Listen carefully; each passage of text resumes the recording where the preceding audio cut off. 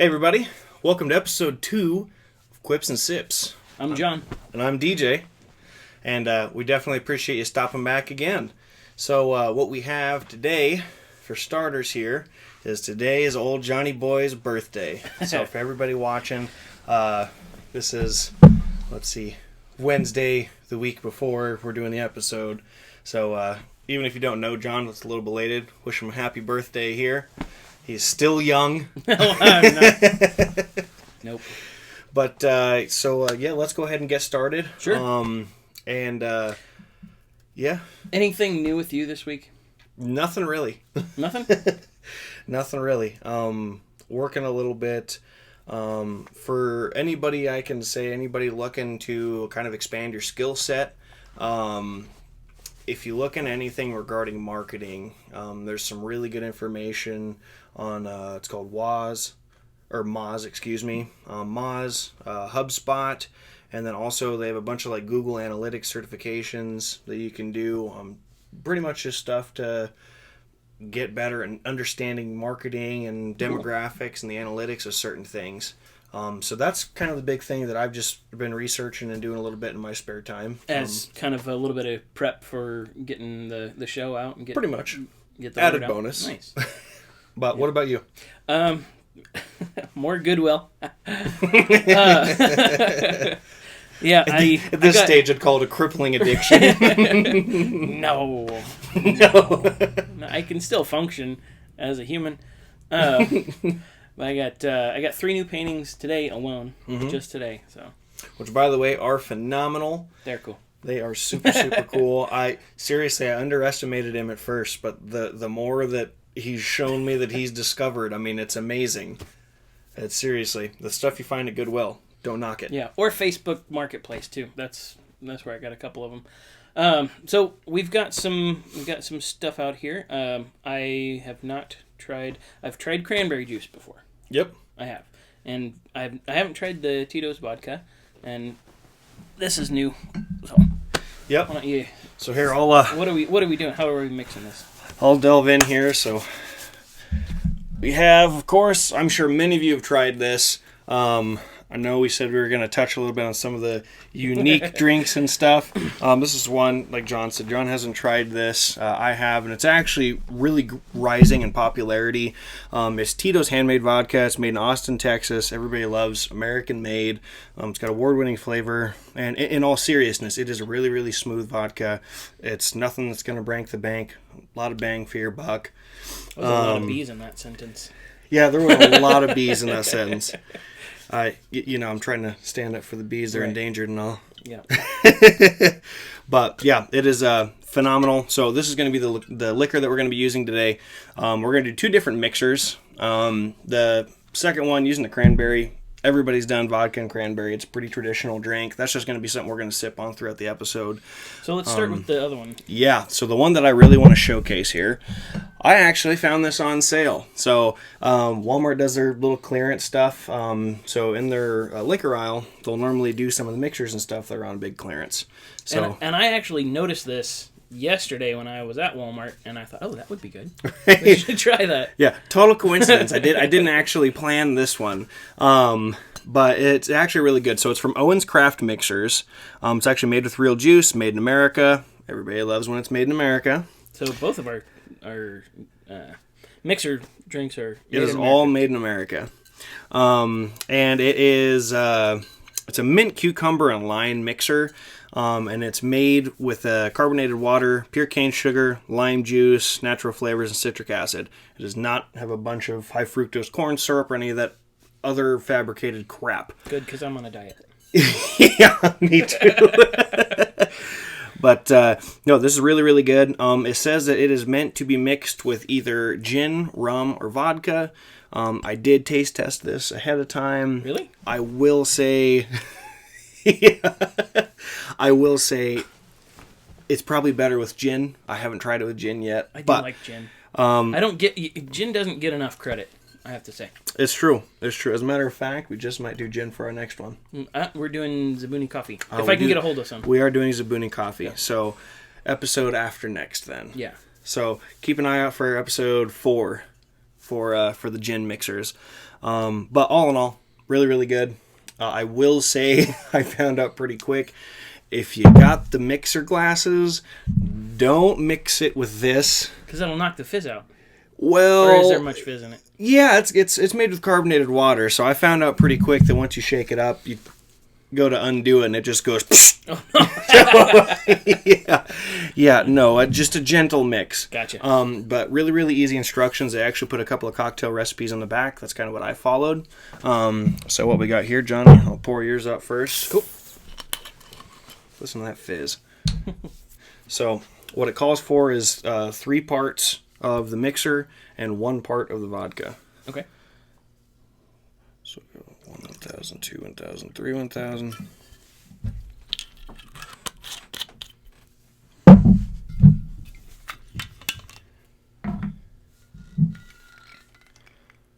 One 1,000, 2 1,000. Yummy.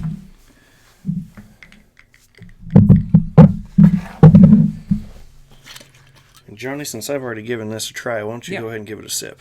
I'll wait for you. 1,000, 2 1,000, 3 1,000. Oh, smell it though. It actually is pretty refreshing. I do like cucumber. I think that cucumber as a flavor is very refreshing, and just, I don't know, it just gives a little bit extra. Even like a cucumber lotion, like hand lotion, cucumber melon, those are good. In all seriousness, this is kind of what it reminds me of. It kind of smells like something you drink from Bath and Body Works. Even though you probably shouldn't drink anything from Bath and Body Works. I'm pretty sure my kids have drank stuff from Bath and Body Works before. It sounds about right. Oh yeah, it's not very sweet, is it? No, it's different. Well, I've still been trying to really distinguish what the flavor has the most. You can taste a little bit of the cucumber. The lime is tangy, but not too overpowering. It's almost salty. Yeah. To just a very, very small amount. Mm-hmm. It's got a little bit of the salt flavor. But yeah, there's not a lot of... the mint, I was afraid it was going to be overpowering. But that's mint's pretty nice, actually. I think the mint is really what tops it off. You, right at the very first sip, you're tasting a lot of the cucumber and a lot of the lime, but it tops off with the note of the mint, and it's just phenomenal. Cool, refreshing. I mean, it tastes really, really good. But yeah, I would say it's almost salty. That's what I would say. Mm-hmm. So, yeah. All in all, good drink. Yeah, definitely. I mean, but I can see what you mean by having the gin. Mm-hmm. That I think would be good. And it suggested rum too, didn't it? Yeah, it did suggest a clear rum, or I think it said a light rum is how it describes it. But yeah, it's for any of you drink connoisseurs out there, for the actual flavor notes, I think it would be paired a lot better with gin. It just it's got that tang to it. Right. But as we're sipping this here, let's go over the article of the day. You had come across something earlier that you shared with me, but why don't you kind of give a general overview of what's going on? Yeah, actually, here, can you grab the article for me? Yeah, sure. So the article today is going to come from National Geographic, and I was scrolling through, and I came upon this, and it kind of blew me away, because the article starts off, it's titled, "This Dog-Sized Lizard is Spreading Throughout the Southeastern U.S." If that's not kind of eye-catching, I don't know what is. So I was like, dog-sized lizard? Please tell me more. And we're not talking like Shih Tzu size. We're talking... Oh yeah, it's sizable. Yeah. They can grow up to 4 feet long. Right. So what's going on is you have Argentinian black and white tegus. I think I'm pronouncing that right. Tegus. So they're breeding in multiple states right now after escape or release from captivity. And the biggest thing right now is a lot of the biologists are really concerned right now because they are voracious omnivores. So basically what that means is they will eat pretty much anything with any sort of nutritional value. I think the article mentioned doves, strawberries, things that are low to the ground that they can easily access. Yep, and they chomp on the eggs of this is straight out of the article. They'll chomp on the eggs of ground nesting animals such as birds and reptiles, including endangered sea turtles. They'll snack on doves and other small animals. They'll snag strawberries and other fruits and vegetables that grow low to the ground. So it's kind of crazy. And so they've been, it says they've been breeding in South Florida for over half a decade. And now they've since spread from Florida into South Carolina. They've moved into Georgia, Alabama, Texas, and they're kind of widely spreading right now. So that's where a lot of the concern is. But it's weird to hear about this. And the actual statistics is, you think of that one weird guy that lives just outside of town with a lot of the exotic animals. So, fun fact, so it says here that between 2000 and 2010 alone, more than 79,000 live tigos were imported from South America. That's an incredible amount. That's like just thinking about the population of our town. We're at what, 40,000 people? So I think we're over 50-some thousand now, if I remember right. But yeah, that's ridiculous. That's of a lizards lot. that can grow up to 4 feet. 4 feet. That's bigger than most people's children. And I'm not exactly sure. I haven't read a whole lot into it, but I'm assuming that they have, when they do have offspring, they're probably quite a few of them in one litter or whatever they're called. Oh yeah. But so there's a moral to this story. Don't be an idiot. Don't be an idiot. Don't. It's interesting, and evidently they can be housebroken. I don't know how you housebreak a lizard, but who knows?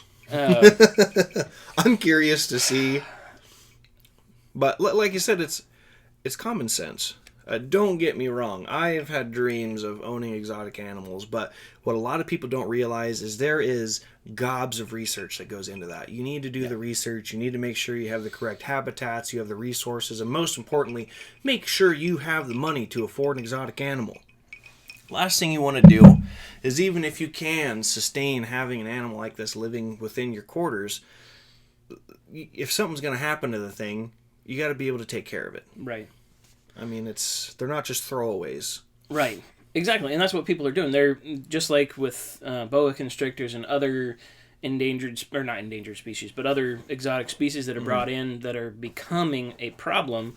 They're brought in and then just let go because they don't care anymore, because they're a burden or what have you. And it's our throwaway society that's just making that all just not an issue. They just don't think that it'll become an issue. I'm sure that a lot of people are thinking, oh, it's just one animal, how can it be? But if 20,000 people are saying that same thing about this giant tigo that just ate their house cat.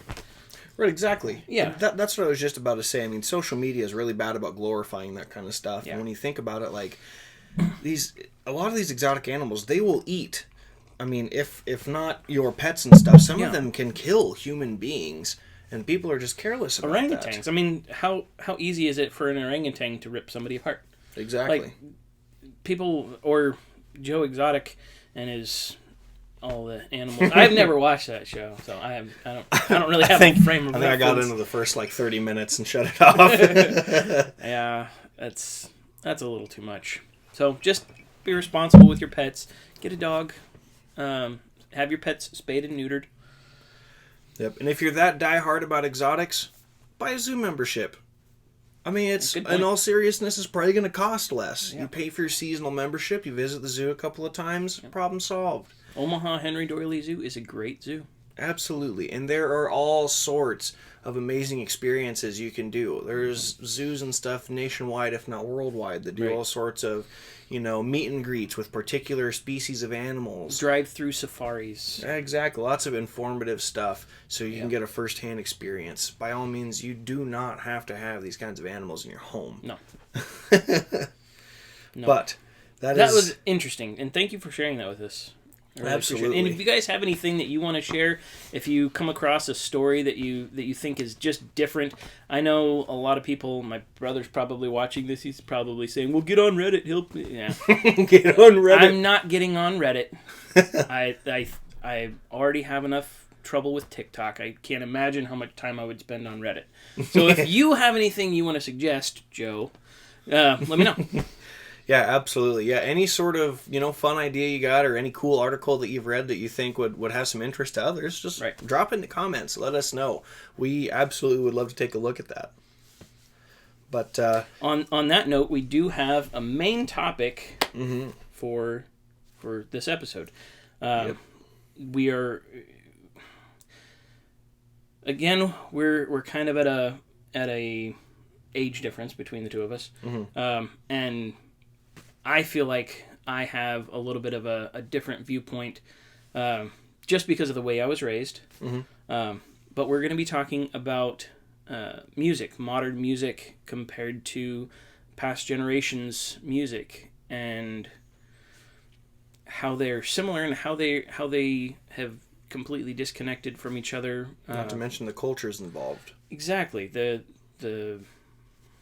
I'm not sure exactly what kind of cultures we would. It's just everything's changed so much. It's different. It's going to be an interesting topic to cover here. Well, I think we can cover some of the similarities first. Like, and speaking of culture, when you're talking about today's culture, today's pop music stars, it's a lot of body exploitation, a lot of alcohol and drug abuse, a lot of flaunting their money, gold and jewels and chains and cars and all of this stuff that goes along with popular music. And that's not just really, in any particular genre either. Right, it seems like it's pretty across the board how it's developed. Right. And that's... So, as far as that's concerned, I mean, we can go back and look at Elton John. Elton John, back in the day, I mean, still, he's got a flamboyant... a flamboyant way about him. He likes to... Very eccentric. Yeah, he likes to flaunt his wealth. He likes to have nice things, not just necessarily flaunting his wealth, but he just likes to exude this powerful, almost, I don't know if I want to say omnipotent, but like this just bigger than life person. Liberace, and then Elvis was the biggest same thing way. I can say about like Elton John is he was unique. Right. I think that is one big thing about a lot of the past artists. Well, like Jim Morrison, like he was a perfect example of how power can go to your head, and the culture of what you're doing, you let that sink into who you are and not and change your personality, change your attitude towards life and towards other people, the way you treat other people, the way that you treat your own body. So a lot of that is still part of the culture today. Oh yeah, and Freddie Mercury, he was he's very inspirational. If you ever go back in any of his actual background, I think he kind of set the bar as far as, getting outside of your comfort zone and going out, achieving your dreams, and being everything that everyone said you couldn't be. It's a small tidbit fun fact about Freddie Mercury is actually the way that his teeth were shaped. A lot of people give him hell because, he's just got odd teeth. Right. But a lot of people don't know that he wouldn't sing as great as he did if he didn't have that. If he actually did work, so actually his teeth affect the way that, his vibrato and stuff is in his voice. The timbre of his voice. Yeah, so his actual tone and singing ability was determined by just a physical feature. And that makes sense. I mean, if your palate is shaped differently, if the way that your mouth is formed, it has a lot to do with how sound resonates inside of your nasal cavities and all that.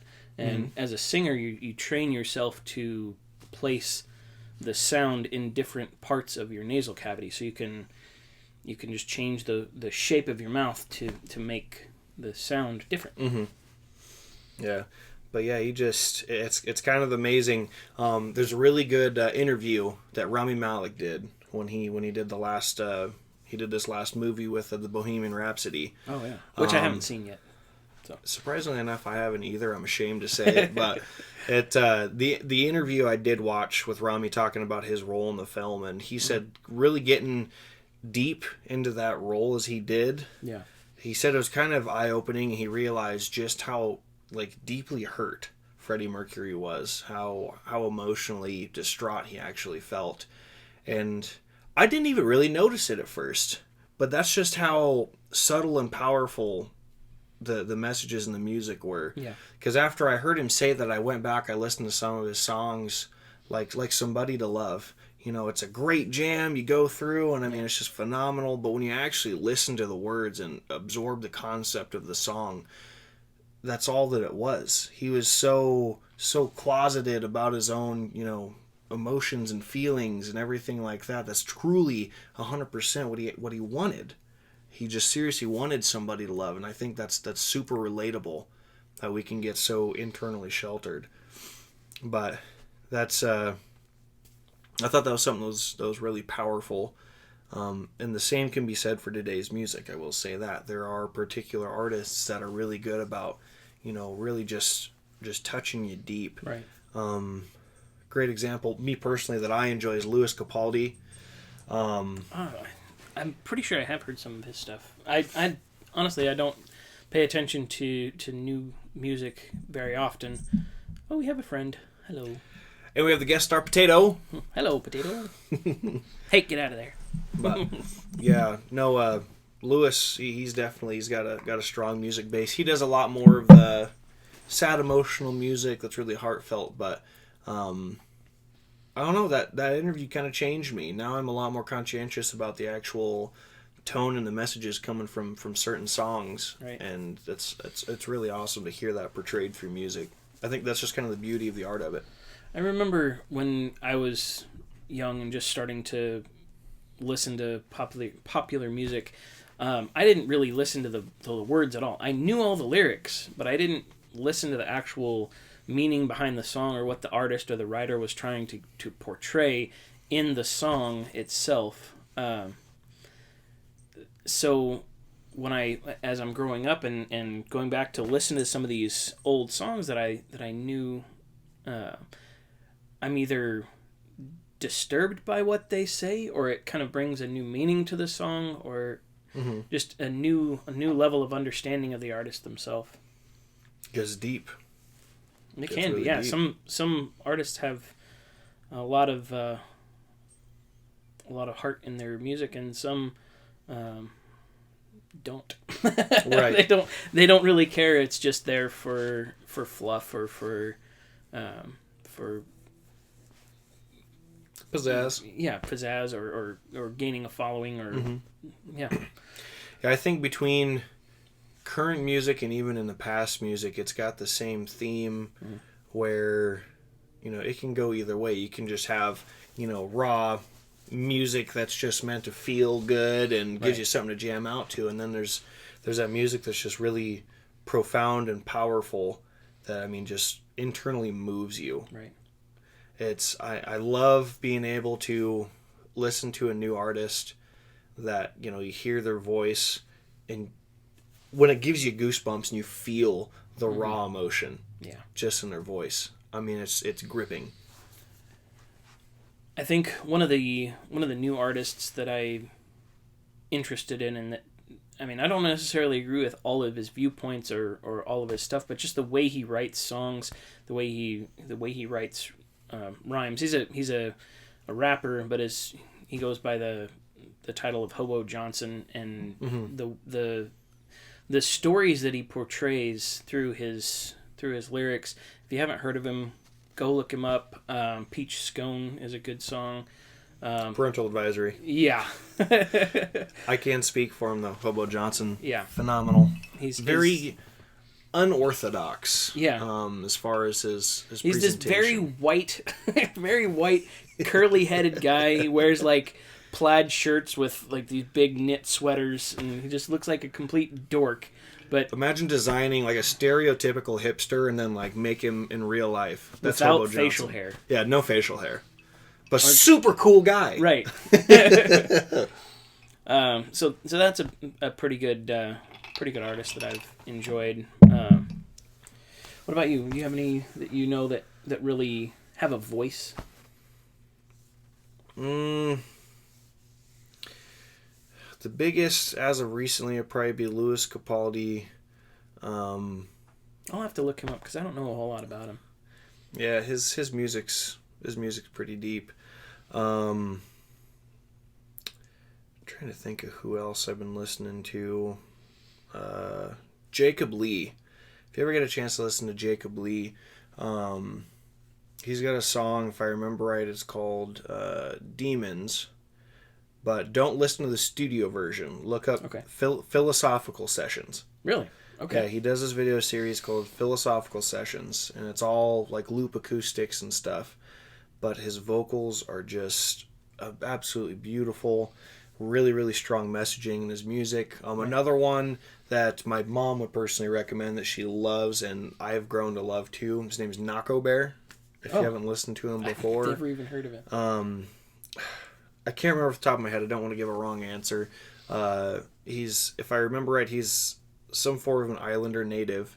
But yeah, it's Nahko Bear. Nako Bear. I think now he's since changed his name to just Nako. So Nahko. But yeah, his music's pretty much all acoustic, and it's got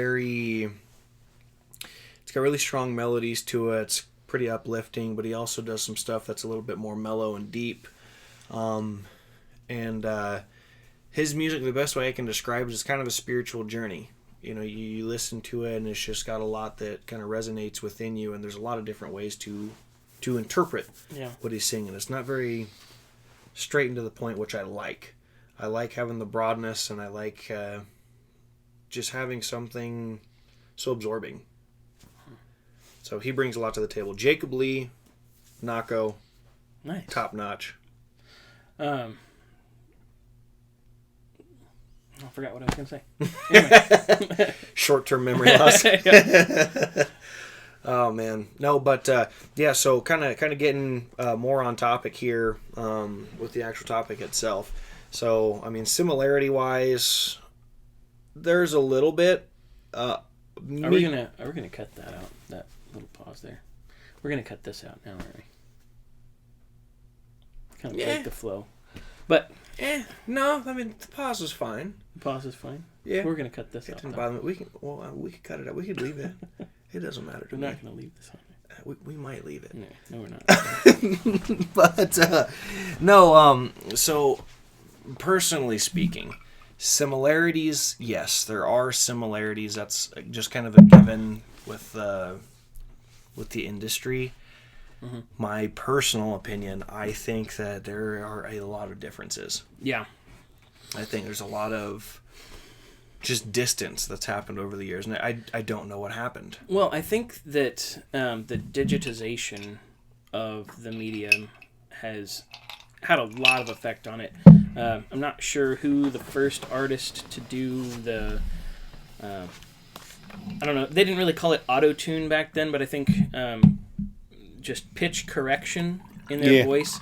Proper term. Started to bring in a new era of people that didn't necessarily sing well, but with pitch correction they could make it sound great. I think I'm pretty sure Cher actually used more of the effect of pitch correction in her music early on, not like in the early 90s. I think she started using that that editing trick just as an effect on her voice.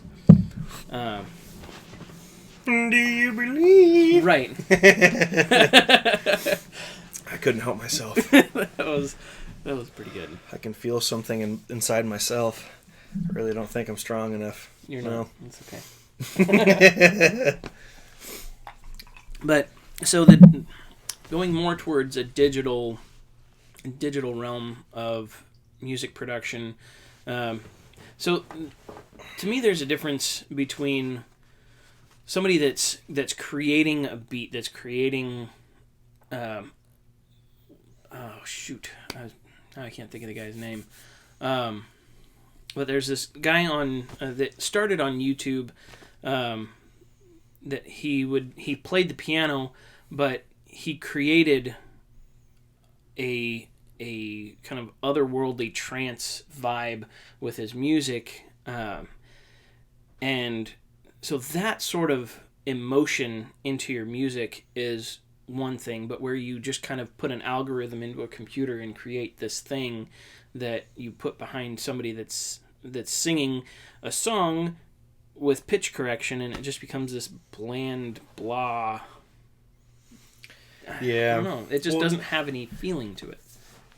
And there's whole songs now that are all just digital. Right. That's kind of mind blowing. Your guitars, your basses, the keys, it's all digital. How are you supposed to get any sort of actual vibe?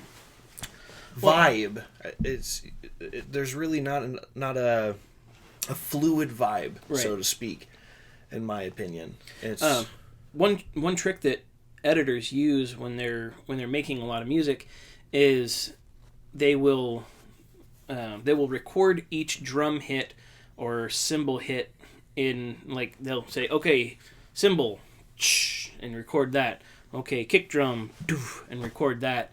And then they'll record a sample of each one, and then as the drummer's going through and doing his stuff in the song, they'll see the spike on each microphone that's connected to those particular pieces in the set, and then overlay the pre-recorded audio at that point. Mm-hmm. So instead of recording the actual drummer playing, they use the spike in the audio to cue that sound. Mm-hmm. So it kind of takes a little bit of the humanization out of, or the human feeling or emotion out of the actual song. So I think that's, every time you put a computer in between the player and the listener, it creates a disconnect, in my opinion. Yeah, I feel that, because it's I mean, there's a lot of artists anymore that, you know, they'll just lip sync in their concerts or don't actually do a true performance. They'll just like kind of jam out. Or like me personally, my genre of choice, whether people like it or not, I listen to like a lot of rap, hip hop. I listen to a little bit of everything. R&B. I do listen to some country. Modern country, I don't do. Yeah. To me, that's honky tonk pop music, or it's alternative rock with a twang. That's my opinion. Take it with a grain of salt. Anywho, and I kind of enjoy the newer country a little bit, but yeah, the old Hank Williams, that era of Merle Haggard, yeah.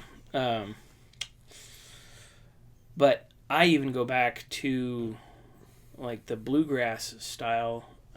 That's what I enjoy. So Flatt and Scruggs, I love Flatt and Scruggs. And that sort of Del McCoury, that sort of genre, and love now Billy Strings is kind of filling in that. I'm sure a lot of you've heard of Billy Strings. I know I've introduced you to the guy. I love the song "Dust in a Baggie." Of course, everybody loves that song. But if you haven't heard of him, go check him out. He's a phenomenal guy, and he loves fishing, which is great. Love fishing. He's got a cool cart now too that he's been redoing. Nice. Yeah, so it's a lot of fun to now that people have kind of stepped back out of their limelight lives and kind of come down to earth a little bit. We can kind of peek into their lives through Facebook and social media to see what they're actually like once they slow down and start becoming more of a human, while we're kind of all locked into this coronavirus crazy time that nobody can go to any concerts or have any concerts or do virtual concerts. Yeah, he's done a few of those. Yeah. But what I was saying, so like for my genre of choice, like with the rap and the hip hop, I've noticed like a lot of the artists in their concerts, you know, they'll go out to a show, and what they'll do is they'll have the song playing in the background real loud, but they're on the microphone at the same time, basically just yelling the words that are already sung in the song. So it just, for me, it just bothers me. I come from a musical family. Really? Yeah, so my grandpa, he's one of 15 kids. Okay. And pretty much everybody in the family That's a full orchestra. Yeah, it is definitely Nice. a full orchestra. But yeah, pretty much everybody in the family either plays an instrument or they can sing. And, I mean, any Robertson family get-together, that's what we do. We go out in the garage, start playing bluegrass music, and just jam out. But, I mean, absolutely. Absolutely. They would love it. Actually, what we need to do is get your family and my family together, because my mom actually hosts a jam every year at her house, too, where she's got people from all across the nation that come to play music in her garage. Nice. So... that'd be a blast. That'd be a really good time. You need to come out one of these times because it is a lot of fun.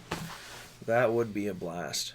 But no, just both of us coming from musical family backgrounds like that, I have a finer appreciation for actual performers that can go out and truly sing and hone their craft. Right. Do what their actual skill is. I love the showmanship. I do really enjoy that out of a lot of today's artists. They can go out and be enthusiastic and perform well.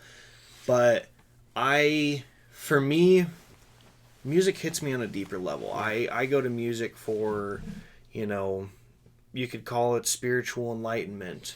I go to it for, just calming down, for having something that's relatable to an emotion that I'm feeling at that time. Music's supposed to be a real art, something special and deep to somebody. And I like the creativity in today's music, but I don't think it's got the same feel. It doesn't have the same touch. It doesn't have the same artistic feel to it, in my opinion. Even in past rap music. Right, you look at old MCs, you got guys like the Wu-Tang Clan, you got guys like Boys in the Hood, you got all these other, big-time classic rappers that everybody's heard a million times. If you actually listen to the music, listen to the tone, listen to the lyrics, importantly. And then go listen to Migos. Yeah, I ain't gonna lie, I jam out to Migos. Okay. But that's where the difference is, though. I get what you're saying. Like, if I were to listen to Wu-Tang Clan and listen to Migos, it's a whole different vibe. Migos, that is just entirely hype music. Right. I'm not listening to it for anything that, is supposed to be, kind of like have meaning. Yeah, kind of like what trance and electronica kind of brings. It's just a different kind of flavor of that genre. Right, exactly. Whereas, I listen to classic MCs and the type of wordplay and just fun lyricism they had is just out of this world. And the same can be said for other genres. Busta Rhymes, in his day, that was so fun to listen to. Phenomenal. And of course, Eminem. Eminem. I love always a blast. Eminem is the real Slim Shady. Right. But, of course, we're talking about a lot of hip-hop just because... that's most of what today's music is. You don't hear a lot of... There's a lot of pop music. I will say there's a lot of pop. There are some... Greta Van Fleet. If you haven't heard of Greta Van Fleet, they're very similar to what Led Zeppelin was back in the day, but they're just a classic rock band that grew up listening to the old rock and roll, but they're young guys. They're younger than you and me, I think. Mm-hmm. But they're just fun to listen to.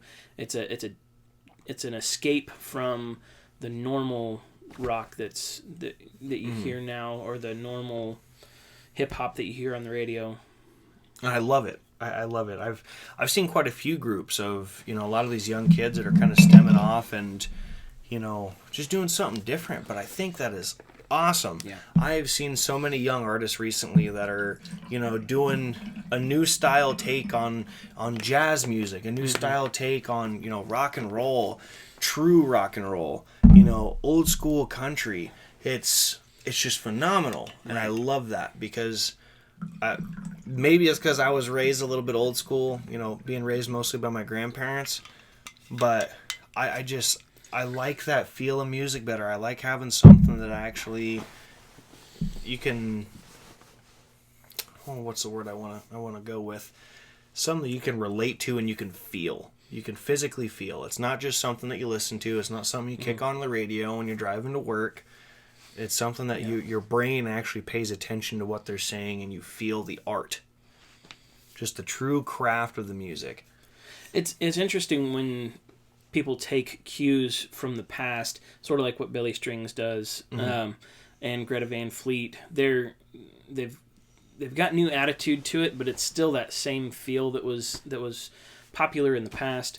When I was younger, there was a big swing revival in popular music. So a lot of ska and like what's that guy's crud? I can't think of his name. But anyway, Mbop by Hanson? no, not Mbop by Hanson, but that was Everybody loves very that similar, song. very similar time frame. Do-up. Alright. Well, yep. Brian Setzer and his orchestra, or the Stray Cats, which was Brian Setzer's previous band. So they did a lot of the swing revival stuff, and ska. No Doubt was a big ska player back in the day. So that was just kind of taking that old feel and. The way you work it. Sorry, you said No Doubt, and I got triggered. Oh no, no diggity. That's the wrong no. But I know it's the wrong thing, but just getting off on a tangent. Understandable. Now, totally 100% off topic, but do you ever think the guy has ever thought about making his own drink line called Brian Seltzer? just throwing this out there for his marketing department here. Seltzer. Brian Seltzer. Say that 5 times fast. Go ahead and have a taste of fine Brian Seltzer. Seltzer. Next time you go to the beach, just take a sip, and you'll taste like Brian.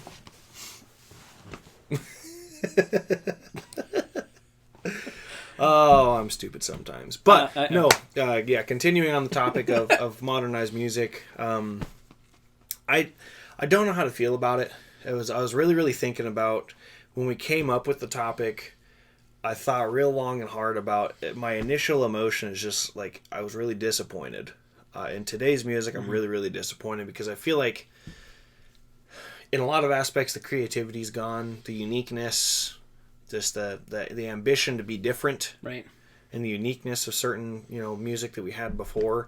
I feel like that's just kind of faded. A lot of the music anymore all sounds the same. They all have the same themes. Like you said, it's even from genre to genre. You got rap, you got R&B, you got pop, you got country, you got rock. It's all kind of the same thing now. It's money, drugs, alcoholism, infidelity. I mean, you name it. It's all kind of the same theme. Whereas before, people had stories that they would tell.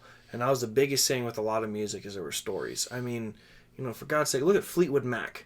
Yeah. A lot of people don't know. A lot of the famous music they had, how deep some of that stuff was. Like Dreams, the song that's viral right now from TikTok. How many people know that is about her divorce? And her ex-husband was playing the guitar on the song, listening to this song about him. Yeah, that's messed up. It's super messed up. That entire album was just dedicated to that. But that's the story. That's the deepness of it. It's crazy. I guess I had heard. Stevie Nicks. Heard that at some point, but I'm not real familiar with a lot of Fleetwood Mac, but I know a lot of the old ballads from like Journey or Styx or Europe. What? Europe. Wasn't Europe a band? I don't know.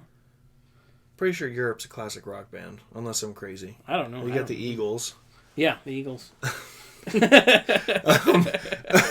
guess I'm really hoping I'm not just crazy. And I'm Europe sure there's is a band called Europe out there somewhere. I kind of want to look it up now just to make sure that Europe is a band. I am pretty confident Europe is a band. If not, or if you know of a band named Europe, if all please else, leave it in the comments. There is Boston. Boston, yep, another location. And correct me if I'm wrong, isn't there also a band named Chicago? Mm-hmm.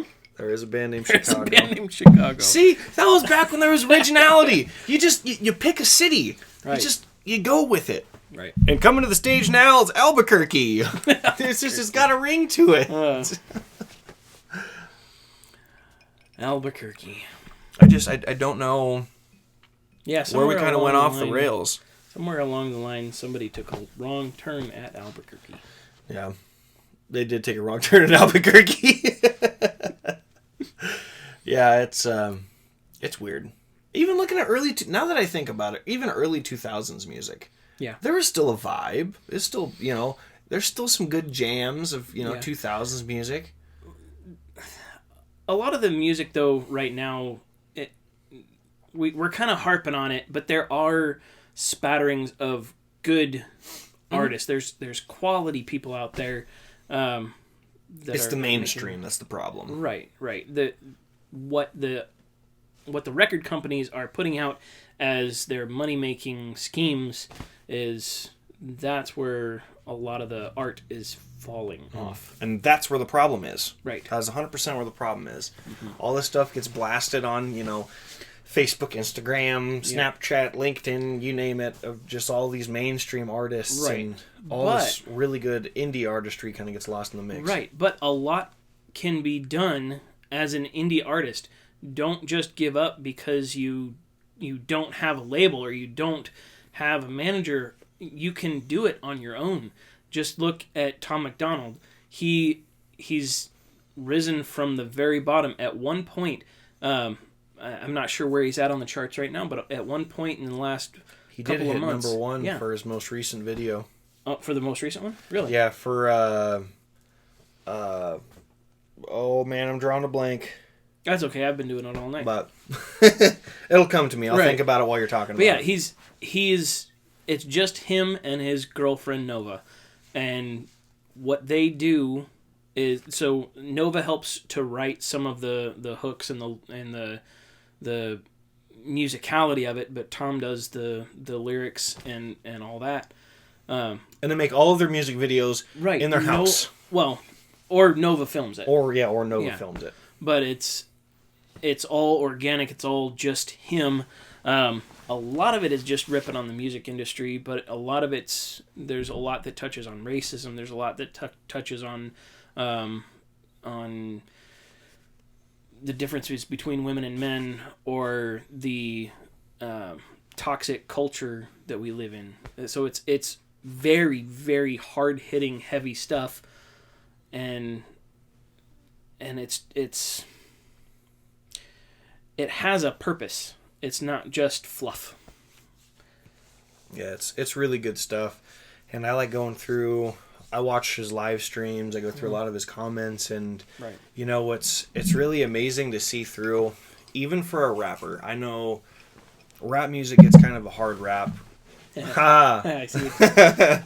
No, they really do get kind of a bad reputation, just because of a lot of the iffy content that is in it. But Tom, if you look through his comments, no seriousness, there's a lot of just genuine people going on there talking about how his music has literally saved people's lives. It has strayed them from wanting to commit suicide. It has helped them battle depression. Right. It has helped people stay sober and fight their addiction. Right. He was there at one point where he wanted to end it. He was on drugs and alcohol and just completely off the rails. But yeah, now he's been sober for 4 years or something like that. Because he met Nova in rehab, I think, didn't he? Mm-hmm. Yeah, he actually did he had a post on his Facebook where there was a big bottle of Jack Daniels he had sitting in his house for, God, what did he say? It was a long time. I think he said it had been in his house for like a year or two. And he had a big picture of him pouring the thing out and just like describing the positive feeling he had from having the power to do that. Just the sheer gratefulness. This is all just juice. It's just juice. It's just juice, I swear. Don't worry about it. But no, by all means, if you're an adult, you can drink responsibly. Right. It's a good time. Don't go too crazy. But exactly, it's everything in moderation. Everything in moderation. Well, most things in moderation. Yeah. Don't smoke crystal meth. But anywho, no, yeah, it's Tom MacDonald's a great example. He honestly of doing it yourself. Yeah, doing it yourself. And just modern music. I mean, the guy gives me hope. When I discovered Tom, I was genuinely surprised to have someone that wasn't just garbage mainstream, had a message with his music, and was just, determined. Bringing people together instead of being divisive. Right. A lot of his music sounds so divisive, but it's not. If you actually listen to it, and he gets a lot of hate for being a racist or whatever, homophobe, but he's not. He's not. It's literally right in the middle, and he's just honest. It's calling people on their crap, and it is a very positive message.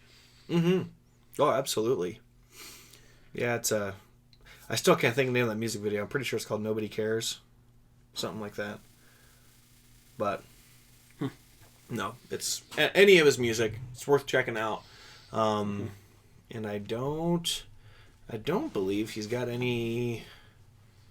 Does he have any profanity in his music at all? Yeah. Yeah, some of it.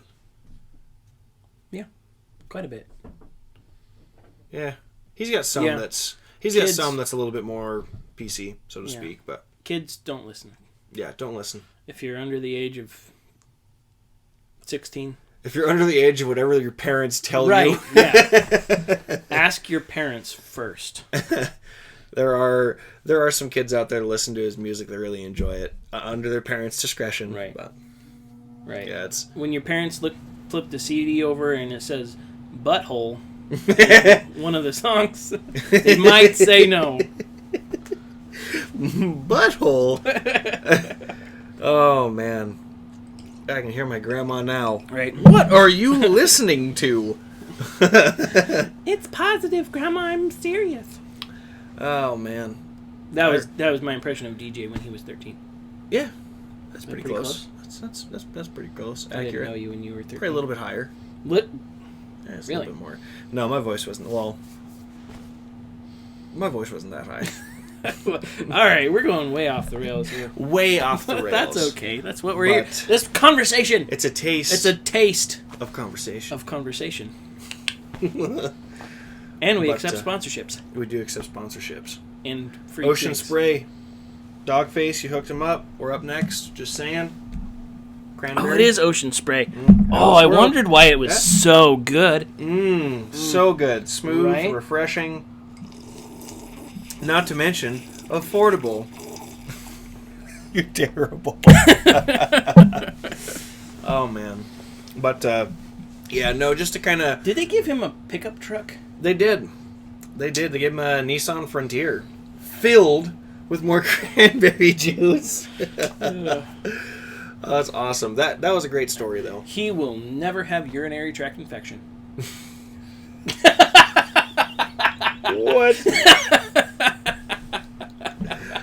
Oh man, his doctor probably saw that post and was like, "Oh, he's not going to see me for a while." Put me out of business. Putting me out of business. Oh man, no. Dude, that guy's. I watched another one of his videos. It's just good vibes all the way around. He's a good dude. Yeah. Actually, surprisingly on topic. He is a prime example of how music can bring people together and can really inspire. I mean, in all seriousness, Dreams by Fleetwood Mac, it's a great song, don't get me wrong, but I wouldn't say it's off the charts popular by any means. It is now. Well, it is now. All thanks to something like that. Mm-hmm. I mean, for God's sake, at the beginning of the year, we had, millennials, well, I shouldn't say that, what is it, Gen Z is asking who Ozzy Osbourne is. That was kind of soul-crushing. The fact that I'm at a point in my life where there are people that don't know who Ozzy Osbourne is. How? How? The man chewed a bat's head on stage. Legendary. Legendary. He is at a point in his career and his life where he can't speak full sentences. That is amazing. How is that amazing? The fact that he's alive. Okay, that's true. After all of the stuff that he's been through, yeah. I can see that. Absolutely. I mean, he's resilient.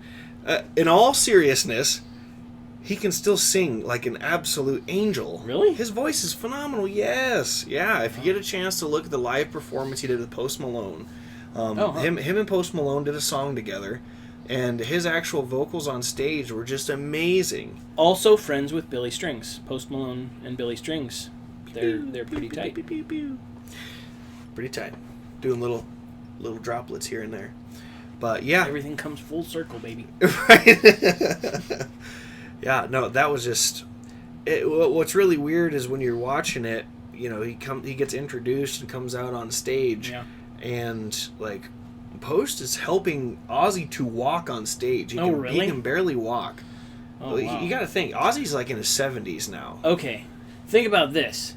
Post Malone, Ozzy Osbourne, Billy Strings, and Del McCoury on one stage. Tell me that wouldn't be fun. That'd be pretty wild. Right? That'd be pretty wild. You don't know who Del McCoury is, do you? Of course I know who Del McCoury is. I've been to a bluegrass festival. My family's from the Ozarks, man. There you go. Bluegrass music's my roots. That's what we listen to all the time. Or what part of the Ozarks?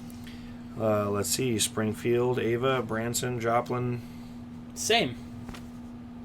Similarities, my man. Similarities. It's the things you find out. Right. I'm trying to think. Something in Quicksilver. I'm trying to remember the guy's name. It's another really good group. The band's name is Quicksilver. Can't remember the guy's name. Alison Krauss. Her voice is absolutely magnificent. Yeah. Love Alison Krauss. Union Station. Mm-hmm. Yeah. Actually, I don't know if she's still performing with Union Station or not. I think she's branched off. But either way, phenomenal singer. She's got a great voice. Yeah, and if kind of off subject, but the another good. Well, I don't think that she's actually performing that much anymore, and I can't remember her name. But just download the soundtrack for Peanut Butter Falcon, the movie. The movie soundtrack is great. There's a lot of good. Shia LaBeouf. Right, that was such a heartwarming movie, and it's got great music. Yeah, it's deep, real deep. Yeah, I love it. Yeah, Peanut Butter Falcon. If you haven't watched it, watch it. Seriously, heartwarming. Kind of gives you hope for humanity. Right. Especially when everybody gave Shia LaBeouf a really, really bad rap there for a while, and I think that performance not only turned around his career, but 100% turned around his life. He did an interview with the kid with Down syndrome we did the movie with, and straight up gave him credit for saving his life. So I thought that was amazing. But and just a great movie. Yeah, absolutely. Great film. But kind of in summary here, give us your take. Let us kind of know what you think of today's music versus before, kind of pros and cons, what you think is good about today's music, what you think, should be changed. Same thing goes for music in the past. What was stuff that you didn't like that we're doing better today? Or stuff that you think that we could bring back. Like Absolutely. what's a genre or a style that you think would fit today's culture? And please, if you have any sort of good playlists with indie artists, if you have any unique songs, artists, anything like that, please send them our way. Put it in the comments for everybody to see. We would love to see that from you. I would love to get some uniqueness, and not just that. I would also really love to have some promotion for some of these smaller artists, just so they can get the recognition they deserve, and we can grow this beautiful artist base that is just right. And that's right a lot of kind of under the surface. That's a lot of what this could, what we can offer to these independent artists that are struggling. They're not going through managers. They're not going through record labels that are promoting these people. You are their promotion. If you have a band that you love, if you have a band that you just rave about them to everyone, rave about them to your friends, join their live streams on Facebook, comment, share. You can change the music industry. You may not think you can, but branch out from the mundane stuff that you're listening to on the radio. Get on iTunes and find the genres. Like go search a new genre or like flip through the list and say, I've never heard that genre before. I'm going to listen to it for like 3 days. And just listen to that for 3 days, or just give it a try. Yeah, just do a random or one weird stuff you're listening to. Oh yeah. I found something on iTunes the other day. Electro swing. Yeah, it was an electro swing, like a club swing dance type music, where they would take old swing songs from the 20s, 30s, 40s, and put an electro vibe to it, like a house rhythm vibe to it, and it just... It's like if Diplo and Louis Armstrong had a baby. That's fair. That's fair. Right. I see skies. Yeah. Nope, I am not a beatboxer. Just in case anybody didn't happen to notice that. Right. But so yeah, basically what we want you to think about is let the artistry speak for itself. Let the artists come out of the music. The corporate stuff, put it to the side for a while, and find some real indie artists that you care about, that you enjoy, that other people enjoy, and we can change the music industry together, maybe little by little, but eventually it can get better. And if you like what's going on now, challenge the artists that are out there now to put more thought into what they're creating. I don't know how you do that, but they're so big at this point, they might not even listen. But you can listen. The biggest power that the populace has when it comes to music is listen or don't listen. That's your power. If you think that somebody should be challenged to do things better, stop listening to them. Yeah, and you guys can give small artists power. Right. It's the power of the people. It's word of mouth. It's all too easy for these bigwig companies to dump thousands, if not millions, of dollars into advertisements and everything else just to shove mainstream music down people's throats. Really go out and support these smaller artists. There is so much just raw talent that is out in the world right now that's just completely untouched. They put out a couple singles here and there, they get discouraged and they quit. And if by chance that you're somebody that is an aspiring artist, or you dabble with music, or you really have a passion for it and are just too afraid to go for it, just do it. Go for it. I mean, it's we live in an age now where you shouldn't be fearful of it. There can be a lot of hate, but I think the biggest thing is kind of like the Beatles said: if we all can just come together and people can actually be supportive, there can be a lot of growth. And I have seen a big change online. I've seen a lot of differences in comment sections on a lot of stuff now. And as surprising as it is, I gave TikTok a really hard rap for a while, but I've noticed lots of stuff. People are honestly really genuine and caring on TikTok. Any disabled people, any overweight people, anybody that's different, people are just amazing. Yeah. I've literally seen comments on there where people are, they put on there, I came here looking for the mean comments and was genuinely surprised. And in all seriousness, you scroll through and it's all sorts of people like, you're beautiful, don't get down on yourself, keep it up. Yeah. Hey, you're doing great, you're an amazing person. And that stuff just gets me. I think and going off topic from the music, but you're right, we're kind of getting into this TikTok thing. But it's very heartwarming to see people actually caring about each other. A lot of the creators on there they struggle with anxiety, and they struggle with self-image, body image, and all those things. But when they go on there, they find hope. They find people that care about them, and I've seen a lot of music artists doing the same thing. They're nervous. They don't want to put out. You may only record a 60-second, 30-second, 15-second clip of you singing, And that might be what makes it. That might be what gets you, like, because you could have people duetting and all this stuff, stitching your stuff, and you can make it just on that 30-second clip. It could snowball. It could and you can get so up. much positive feedback. It can inspire you to, write that, hit single. There's actually, I can't remember his name. Brady is absolutely obsessed with him. But there's this guy that was on TikTok that is a country singer. And that's what he did. He went and he just sang today's, modern country songs.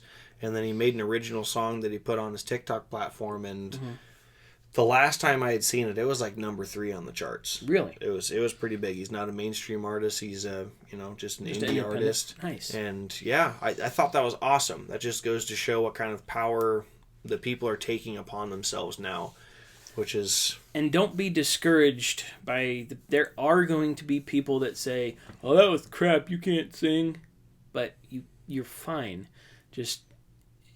If it's meant to be, you will find support, and if it's on YouTube, if it's on Facebook, if it's on TikTok or whatever other platform you want to put it on, just start putting your stuff out there. It could just be you and a guitar. It could just be you and a friend with their piano. It could just be whatever you want to make it your own, and put your heart into it.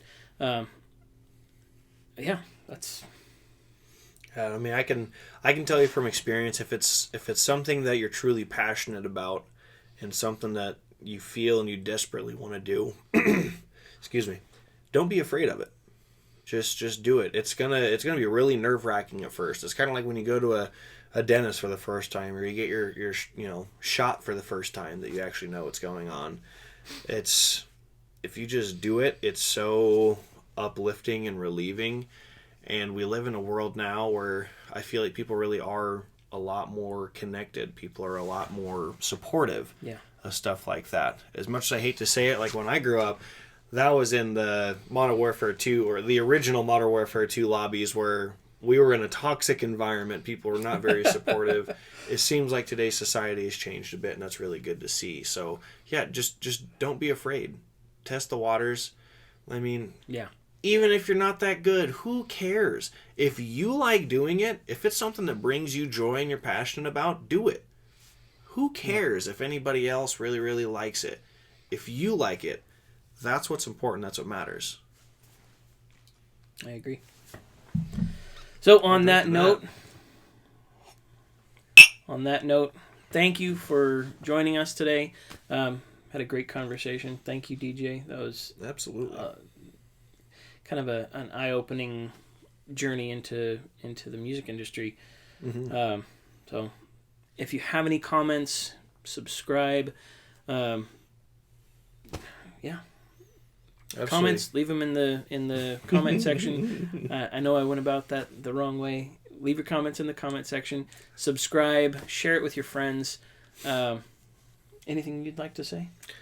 Just, spread the word. I know this is kind of cheesy. That's kind of unique. I don't think a lot of people are doing this kind of thing, but we enjoy it. And kind of like we said in episode 0 in the intro, we're here to just entertain people and to have a good time. We're here to bring some, conversation to the table, bring something unique. And I'm really hoping that this can bring some form of, inspiration or enjoyment to people. That's really the whole premise behind it. Yeah. There's nothing too overcomplicated about it. Just 2 dudes having a couple of sips, giving a couple of quips, having a good time. So for now, we're signing off. We'll see you next time on Sips and Quips.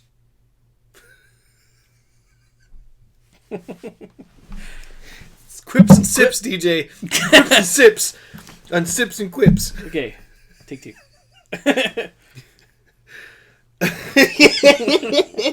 Okay. You have to say that right. I have to say it right.